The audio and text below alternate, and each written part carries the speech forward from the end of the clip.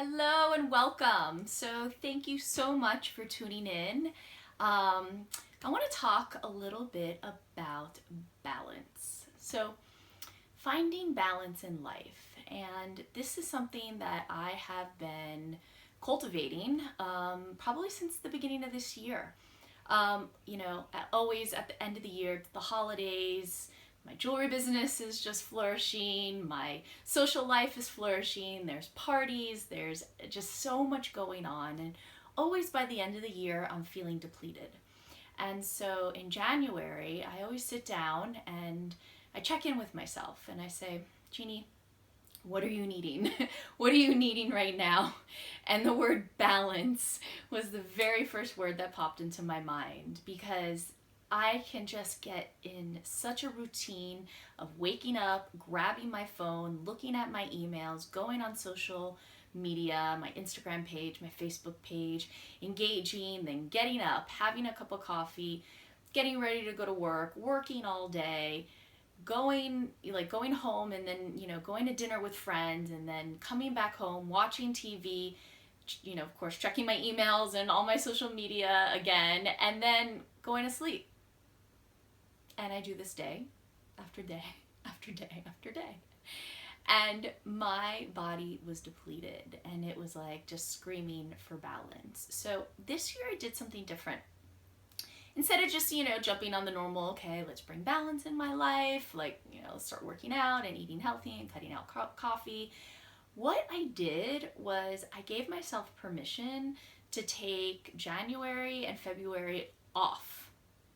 So what that meant for me was taking a vacation from all the responsibilities in my life.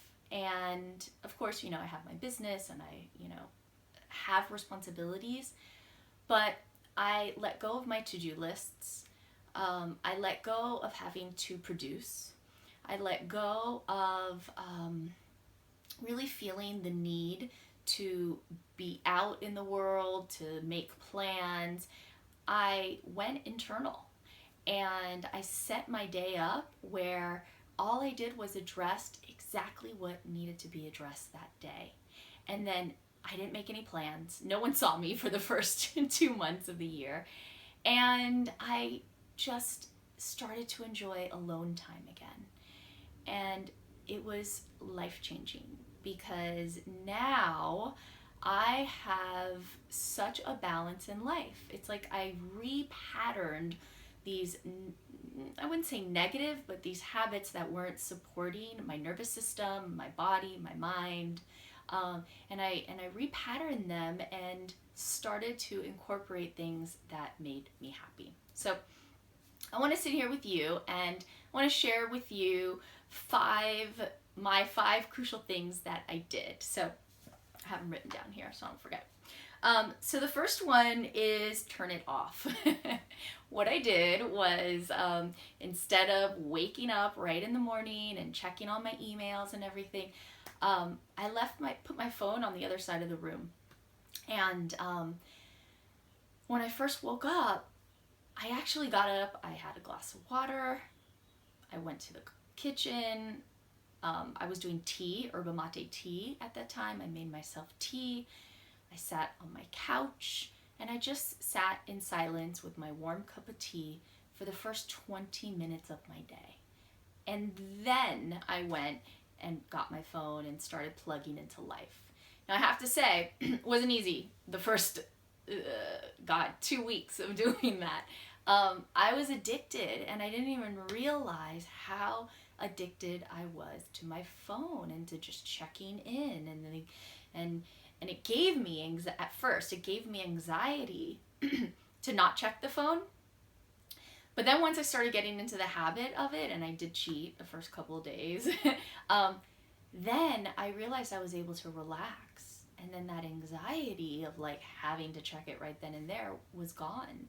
Then I started enjoying time by myself, and then I started going, well, how long can I go? Can I go an hour without doing it? And I did sometimes. So turn it off. What does that look like for you?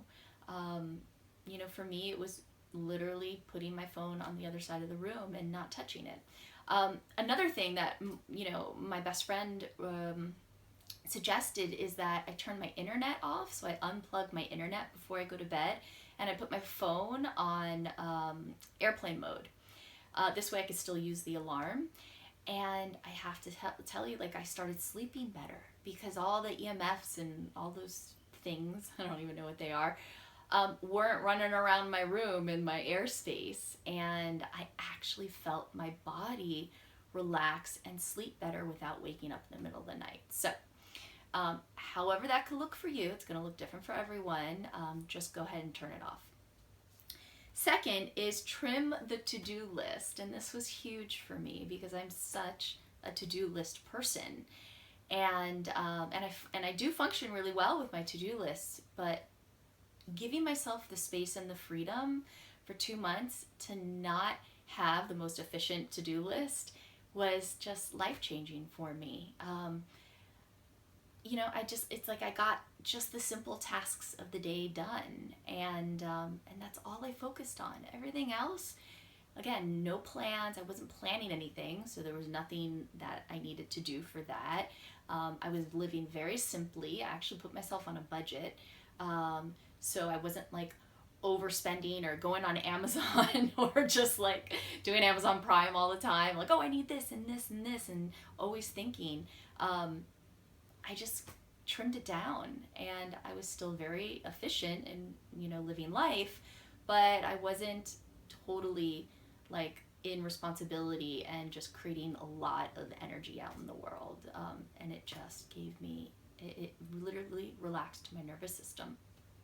And there's a time and place for everything. And then the third is pay attention to my health. I paid attention to my health. So I stopped drinking coffee. I started drinking yerba mate. I still wanted the caffeine, but coffee depletes my nervous system. It dehydrates me. So yerba mate was a form where I could still get the caffeine, but it was much gentler on my nervous system. I also started working out, and not just working out. I started a yoga practice where I was doing yoga like 3 days a week in the beginning, which was really painful in the beginning because my muscles weren't used to really working out 3 days a week and doing yoga. But after about 2 to 3 weeks on my yoga mat, I started to love it. So it was like just getting through that first stage of like my body screaming, no, I don't want change. And then all of a sudden it changed, and it was like, hey, why aren't we doing yoga right now? So that was a big thing. And then also I incorporated dance into my life. I grew up as a dancer, and I love to dance. So I joined this really cool, it's called LA Dance Fit here, and there's Zumba classes and hip hop classes and burlesque classes, and it's a studio, it's a dance studio. And so I started going to dance, and oh my God, that makes me so happy. I mean, I went to Zumba this morning. It's like just moving my body and the music and everyone dancing, and sometimes I like really nail the routine, and other times when it's like this new hip hop, I feel like such an old fogey in the class, but I laugh at myself. So what I'm really seeing is that it's keeping my mind sharp. So in the classes that they're easy, I feel confident. In the classes that are a lot harder, my confidence level is definitely lower, but my brain has to think more, so I'm sharper and I'm just more focused, and so they're both a win, and both of them, I leave there so happy. So dancing was something. So what is something in your life that on a health level that you can either let go of and pick up a new habit, or just restructure how you use it in your life, on a health level, or whatever that is for you. The fourth is spend time alone, and this was really great because I'm a very sociable person, and I'm definitely a mix of an introvert and an extrovert.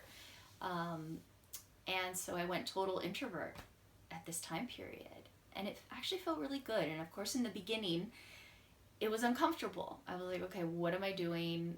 So I found I was watching TV a lot, And that was okay. I was, very easy on myself. But then I started to turn the TV off. I started reading a book. I started journaling. I started to find other things to do with my time alone. And then I just started falling in love with my alone time. And then when I did want to have friends, see friends, instead of like going out and meeting them for dinner, I would invite them over and have either a simple cup of tea together or just like a little salad. But again, it was like I simplified how I was out in the world, and I brought more alone time into my life, and it just felt very nurturing. So, where maybe it's one day a week that you can just, focus on, okay, the next 5 hours are just for me, no phone, no reaching out, no stimulation. What can I do in that time? Like what new possibilities are waiting for me in alone time? And then the fifth is I expanded my awareness. So I started picking up a hobby, and which was dance. And then also I started taking classes again. So back in 2012, I did the Landmark Forum and their curriculum, and Landmark is like a self-improvement seminar series. So I joined one of their 10-week series. And so every week I went to Landmark, and I had a project, and I had a project team. So it was like I was part of this community. And I was working on myself, on my inner thoughts, how I relate to myself. Am I living an extraordinary life? What does an extraordinary life look like to me? So I started asking all the deeper questions in my life. And so, doing all of this for the first couple months of this year, it like reset a new way of being in life. And now I'm back in my business. I'm back like full force. Like I'm going out every weekend. But all of these things now have a place in my life, and they get honored. Plus everything else gets created. So balance. This is what I experienced balance to be for me. So let me ask you the question. What does balance look like for you? So you can sit and just take, 20 minutes today, tomorrow morning, right now, and just write a little paragraph of what does balance look like to you. And then sit and see, okay, well, when can I implement this? Is it for 2 weeks? Is it for 30 days? I did it for 2 months. And just give yourself the time to start implementing this new sense of balance into your life. And then you can just, continue it on into the next month as you're bringing back all the other things that you love to do, and which, everything has a place in life. So being super productive and super on it and lots of responsibility, great. Toning things down, taking a step back, doing more inner awareness, wonderful. It all has a place. Okay, so one of the tools that I had was I wore every day my clear quartz razor vibration bracelet. So this would be a good stone to, wear every day, to have with you as you are just stepping into finding more balance in your life. So clear quartz is known as the master healer and will amplify energy and thought as well as affect other crystals around it. It absorbs, stores, releases, and regulates energy. It's thought to stimulate the immune and circulatory system, enhancing energy flow and bringing the body into balance. Key, bringing the body into balance. That's what I focused on. And it focuses on inner negativity and stimulates positive thought and feelings within yourself. So clear quartz, come check it out. It's on my website. It's called Raise Your Vibration. Has a beautiful lotus on it. And yeah, I love it. Just one of the stones I love is clear quartz. So, all right, guys, thank you. Go out there, be powerful, bring a balance into your life, and please reach out with any questions. I would love to hear from you. Okay.